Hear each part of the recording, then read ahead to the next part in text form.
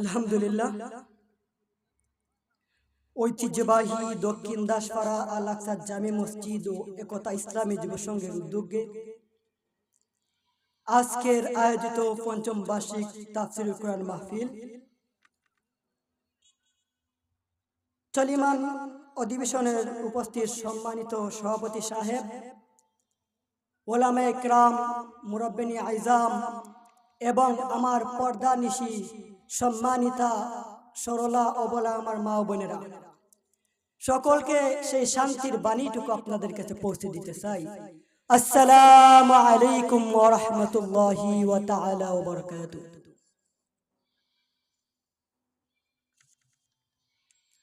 আলহামদুলিল্লাহ, মহান আল্লাহ পাক রব্বুল আলামিন এই রহমতময় মজলিসের মধ্যে আমার মতো গুনাহগার, যার কোনো আমলও নাই, ইলমও নাই, এই সাধারণ মিসকিনকে আপনাদের সম্মুখে আল্লাহ রব্বুল আলামিন বসার তৌফিক দিয়েছেন এবং সেই জবান থেকে দোয়া করবেন যাতে রব্বুল আলামিন হক কথাগুলো বলার তৌফিক দেন। সকলে বলেন আমিন।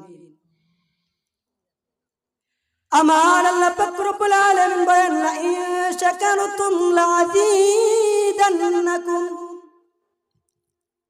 ওয়া লা ইন কাফারতুম ইন্না আযাবী লাশাদীদ। আল্লাহ রাব্বুল আলামিন পবিত্র কালামুল্লাহ শরীফের মধ্যে বলেছেন, লা ইন শাকারতুম লাযীদান্নাকুম, আমি আল্লাহ তোমাদেরকে নিয়ামত দিয়েছি। কি দিয়েছি? নিয়ামত দিয়েছি। ওই নিয়ামতগুলো তোরা ভক্ষণ করো এবং আমি আল্লাহর নিয়ামত ভক্ষণ করে তোরা নিয়ামতের শুকরিয়া আদায় করো। আমি আল্লাহ তোমাদের নিয়ামতগুলো বৃদ্ধি করে দেব। বলো না সুবহানাল্লাহ। ওয়ালা ইন কাফারতুম ইন্না আযাবী লাশাদীদ। আর নাশুকরি করো না, মুনাফিকি করো না, কারণ আমি আল্লাহ তোমাদেরকে ছাড় দেই, কখনো ছেড়ে দেই না। কথা বলেন ঠিক কিনা? না। এবার কথা হলো নিয়ামত কি? নিয়ামতের কথা যে রব্বুল আলামিন বলেছেন, নিয়ামত কি? ভাইরা আমার, বন্ধুরা আমার, আজকে যে আপনাদের মাহফিলের মধ্যে আমার মতো নগণ্য মিসকিন, যার কোনো আমলও নাই, ইলমও নাই, সাধারণ মিসকিনকে আপনাদের সম্মুখে বসে দুইটি কথা বলার মতো তৌফিক দিয়েছেন, সেটা আমার মালিকের নিয়ামত। বলেন সুবহানাল্লাহ। আর এখান থেকে যদি আমার মালিককে শুকরিয়া আদায় করতে পারি, ইনশাআল্লাহ আমার আল্লাহ ওই নিয়ামতগুলোর উপরে রহমত দিবেন। বলেন সুবহানাল্লাহ। আল্লাহ রাব্বুল আলামিন আপনাকে আমাকে রিজিক দেন, ওটাই আমার মালিকের নিয়ামত। আপনি আমি চলাফেরা করতে পারতেছি, আমি সুস্থ সবল, সেটা আমার মালিকের নিয়ামত। ভাইয়ারা আমার, বন্ধুরা আমার, আজকে আপনাদের মাহফিলের মধ্যে বসে একখানা আয়াতে কারিমা তিলাওয়াত করেছি। রাসূল আকরাম সাল্লাল্লাহু আলাইহি সাল্লামের হাদিস থেকে, অসংখ্য অগণিত হাদিস থেকে একখানা হাদিস পাঠ করলাম। ভাইয়ারা আমার, বন্ধুরা আমার, আমি যে আয়াতে কারিমা তিলাওয়াত করেছি তার মূল উদ্দেশ্য হচ্ছে ইলম শিক্ষার ফজিলত। কি ফজিলত? ইলম শিক্ষার ফজিলত। ইলম অর্থ কি? আমার আল্লাহ পাক রব্বুল আলামিন যা পবিত্র কালামুল্লাহ শরীফের মধ্যে বর্ণনা করেছেন, যা নিষেধ করেছেন, আদেশ করেছেন, রাসূল আকরাম সাল্লাল্লাহু আলাইহি সাল্লাম যা কিছু নিষেধ করেছেন, যা কিছু আদেশ করে গিয়েছেন, ওলামায়ে কেরামরা যা কিছু আদেশ করে গিয়েছেন, সমস্ত কিছু হচ্ছে ইলম ও দ্বীন শিক্ষা। বলেন সুবহানাল্লাহ। আমি যে আয়াতে কারিমা তিলাওয়াত করেছি তার অনুবাদ দেবার আগে আমি কিছু কথা আপনাদের কাছে শেয়ার করব। আমরা মুসলমান, নামদারি মুসলমান, আপনি আমি মুসলমান, নামদারি মুসলমান। আজকে আপনার আমার সন্তানকে, আপনার আমার ভাই বোনকে, আপনার আমার ছেলে মেয়েকে নাস্তিক বানাইতেছি, আপনার আমার সন্তানদেরকে মুনাফিক বানাইতেছি, আপনার আমার সন্তানদেরকে দিন থেকে বিচ্ছিন্ন করতেছি। আজকে আপনি আমি ঘরে বসে বসে আঙ্গুল চুষতেছি। হায় আফসোস, হায় আফসোস, কাল কিয়ামতের দিন রেডি থাকেন আপনার সন্তানকে দিন শিক্ষা না দেওয়ার কারণে, আপনার ভাই বোনদেরকে দিন শিক্ষা না দেওয়ার কারণে, আপনার সন্তানকে মুসলমান না বানানোর কারণে আজকে দেখা যায় বৃদ্ধাশ্রমের দিকে তাকিয়ে দেখো, অনেক বাবা মা, অনেক বৃদ্ধা মা, অনেক বৃদ্ধ বাবারা বৃদ্ধাশ্রমের মধ্যে বসে আছেন। হায় আফসোস, হায় আফসোস। ওদেরকে যদি জিজ্ঞেস করা হয়, মা তুমি কেন বৃদ্ধাশ্রমে, ওই মা উত্তর দেয়, আমার ছেলে ইঞ্জিনিয়ার, আমার মেয়ে ডাক্তার, আমার মেয়ে ব্যারিস্টার, আমার মেয়ে হচ্ছে একজন ব্যারিস্টার। এরকম অনেকজনকে যাকে জিজ্ঞেস করবেন, ওদের ছেলে মেয়ে অনেক বড় বড় পদে, কিন্তু ওদেরকে দেখবা বৃদ্ধাশ্রমে। কারণ কি গো মা, আপনার ছেলে সন্তান এত বড় পদে, আপনার সন্তান সরকারি পোস্টে চাকরি করে, আপনার সন্তান অনেক লেখাপড়া করেছে, আপনার সন্তান ডাক্তার, আপনার সন্তান ইঞ্জিনিয়ার, আপনার সন্তান ডাক্তার ইঞ্জিনিয়ার, তারপরেও কেন আপনি বৃদ্ধাশ্রমে? ওই মা তখন কান্না গলায় আওয়াজে উচ্চারণ করে বলে, কারণ আমার সন্তানকে আমি দিনী শিক্ষা দিতে পারি নাই, আমার সন্তানকে শিক্ষিত বানাইলাম ঠিক, কিন্তু আমার সন্তানকে কোরআনের শিক্ষা শিক্ষিত বানাই নাই। আজকে চিন্তা করে দেখো, আজকে একটু আপনাদেরকে তো আল্লাহ বিবেক দিয়েছে, আপনাদেরকে তো বুদ্ধি দিয়েছে, ওই মালিকের বিবেক দিয়ে আপনি একটা প্রশ্ন করো, আপনি একটা তাকিয়ে দেখো, যারা কওমে মাদ্রাসায় পড়ে, যারা হক্কানি আলেম, যারা উলামা দেওবন্দি বা যারা হক্কানি আলেম, ওদের পরিবারের দিকে তাকিয়ে দেখো, ওদের মার দিকে তাকিয়ে দেখো, ওদের বাবার দিকে তাকিয়ে দেখো, ওরা কত সুখে আছে, ওরা কত শান্তিতে আছে। আজকে আমরা যে বাইরে জায়গার মধ্যে কথা বলি, কিন্তু আমাদের মায়ের কাছ থেকে, আমার তো বাবা নাই, আমার মায়ের কাছ থেকে দোয়া নিয়ে যায়, আমার বড় ভাইয়ের কাছে দোয়া নিয়ে যায়, আমার বোনদের কাছে দোয়া নিয়ে যায়। ওরা বলে যতক্ষণ কথা বলবা হকের উপর থেকে কথা বলবা।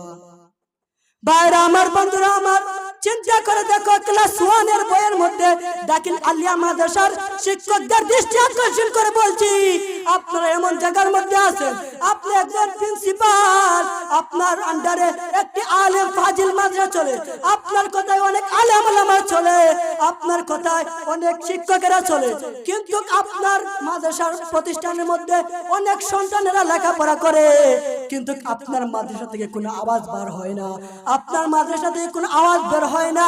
ক্লাস 1 এর বইয়ের দিকে তাকিয়ে দেখো, হায় আফসোস, হায় আফসোস। আমাদের সন্তানদেরকে দাখিল আলিয়া মাদ্রাসার দিকে যখন তাকাইবা, ক্লাস 1 এর ইংলিশ বইয়ের খুলবা, ক্লাস 1 এর ইংলিশ বইয়ে গত বছর ছিল আসসালামু আলাইকুম, তারপরে ছিল গুড মর্নিং। ও দক্ষিণ দর্শনের মা বোনেরা,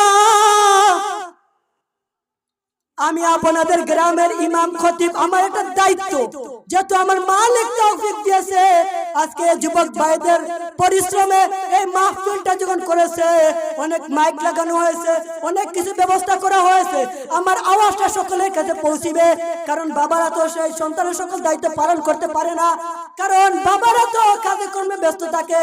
তাই আমি মা বোনদের পায়ে ধরে বলি, মা বোনদেরকে হাতে পায়ে ধরে বলি, ও দক্ষিণ দর্শনের মা, আপনাদের সন্তানদেরকে, আপনাদের সন্তানদেরকে, আপনার বোনদেরকে, আপনার ভাইদেরকে নাস্তিক বানানো হইতেছে, কিন্তু আপনি আমি যদি সচেতন হতে পারি, আপনি আমি আপনার আমার সন্তানদেরকে যদি নুরানি মাদ্রাসার মধ্যে 3টা বছর যদি নুরানি ক্লাস করাইতে পারি, আপনার আমার সন্তান নাস্তিক হবে না, আপনার আমার সন্তান মুনাফিক হবে না, আপনার আমার সন্তান বেদিন হবে না, আপনার আমার সন্তান আপনাকে আমাকে বৃদ্ধাশ্রমে রাখবে না। ও মা বোনেরা, সচেতন হন, এখনো সচেতন হন,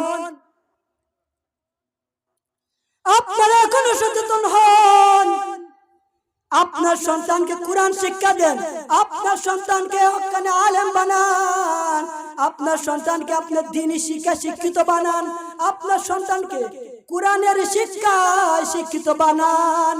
ও দক্ষিণ দাসরা মা বোনেরা, চিন্তা করে দেখো, দাখিল আলিয়া মাদ্রাসা তো কি দিবা, দাখিল আলিয়া মাদ্রাসার ক্লাস 1 এর বই, ইংলিশ বইয়ের মধ্যে গতবারও ছিল আসসালামু আলাইকুম, তারপরে ছিল গুড মর্নিং,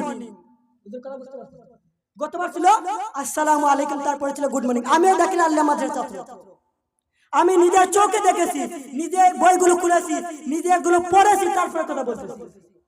আউরি কথা বলার জন্য এখানে আসি নাই, কথাগুলো বুঝবেন স্পষ্ট ভাষায়। আমি আমার স্বার্থে বলি নাই, আমি দ্বীনের স্বার্থে কথাগুলো বলতেছি। ক্লাস 1 এর বইয়ে সালাম তুলে নিয়েছে, ক্লাস 6 এর বইয়ে তাকিয়ে দেখো, ক্লাস 6 এর বয়সে মাত্র 12-13 বছরের মাত্র 12-13 বছরের শিশু বাচ্চাদেরকে কি করতেছে? মাত্র 12-13 বছরের শিশু বাচ্চা মাত্র 5 পাস করে 6 এর ক্লাসের মধ্যে যখন ঢুকলো, ওই ক্লাস 6 এর বইয়ে মেয়েদের জন্য এমন কিছু বিষয় ঢুকানো হয়েছে, আমাদের মেয়েদেরকে নাস্তিক বানানোর জন্য সেই গোপন লিঙ্গের কথা বলা হয়েছে। গোপন লিঙ্গের কথা এই মাদ্রাসার বইয়ের মধ্যে একসাথে ছেলে মেয়ের সাথে কখনো করা সম্ভব নয়, কথা বলেন ঠিক কিনা? ক্লাস 7 এর বইয়ের মধ্যে আপনারা চিন্তা করে দেখেন, ক্লাস 7 এর বইয়ের মধ্যে পুরুষ থেকে মহিলা অর্থাৎ শরীফ থেকে শরীফা অর্থাৎ আমি সারা জীবন ছিলাম পুরুষ, আপনারা আমার মা বোনেরা সারা জীবন ছিলেন মহিলা, এখন এখানে দেওয়া হয়েছে যেমন খুশি তেমন সাজো। আমার মনে হলো আমি পুরুষ থেকে মহিলা হইতাম, আমি মহিলা হয়ে গেলাম। আমার মনে হলো আমি মহিলা থেকে আমি পুরুষ হবো, আমার মন চেয়েছে আমি হয়ে গেলাম। নাউজুবিল্লাহ। আমি একটা কথা বলতে চাই, যেমন একটি শিয়াল আর একটি মুরগি। আচ্ছা দক্ষিণ দাসরা বাইরে আমি আপনাদেরকে বলতেছি, যেমন একটি শিয়াল যদি আমি আপনাদের বাড়িতে আসে বলে আমি মনে মনে ভাবতেছি আমি শিয়াল, আমাকে আপনাদের সেই মানে মুরগ যেখানে রাখেন আমাকে ওখানে রেখে দেন, কথাগুলো বুঝবেন। শিয়াল বলতেছে আমি মনে মনে এখন আমি নিজেকে মুরগ ভাবতেছি, কোন শিয়াল তাকে বলতেছে আমি মনে মনে নিজেকে মুরগ ভাবতেছি। আর আপনারা আমার যেখানে মুরগ রাখেন সেখানে আমাকে রেখে দেন, আপনারা কি রাখবেন? কথা বলেন, রাখবেন না? কেন না? কারণ ও যতই বড় না কেন সে মুরগ, কিন্তু সে তো প্রকৃতপক্ষে সে হচ্ছে একটি শিয়াল। কারণ শিয়ালকে যদি মুরগের কাঁধে রাখা হয় সমস্ত মুরগগুলোকে খেয়ে ফেলবে, কথা বলেন ঠিক কিনা না? ঠিক তেমনি ভাবে আমাদের সন্তানদেরকে নাস্তিক বানাতে চায়, পুরুষ থেকে মহিলা হয়ে আপনারা মহিলা সেজে যখন মেয়েদের কাছে যাবে, যখন মহিলা হোস্টেলের মধ্যে যাবে তখন সেখানের মধ্যে দর্শন করবে, তারা কোনো গতি নাই, কথা বলেন ঠিক কিনা না? যা কিছু কথাবার্তা বললাম আল্লাহ রাব্বুল আলামিন আমাদেরকে আমল করার মতো তৌফিক দান করুন। অনেক উলামা ইকরামেরা বসে আছেন, যা কিছু কথাবার্তা বললাম সকলকে রব্বুল আলামিন আমল করার মতো তৌফিক দান করুন। ওয়া মা আলাইনা ইল্লাল বালাগ। আসসালামু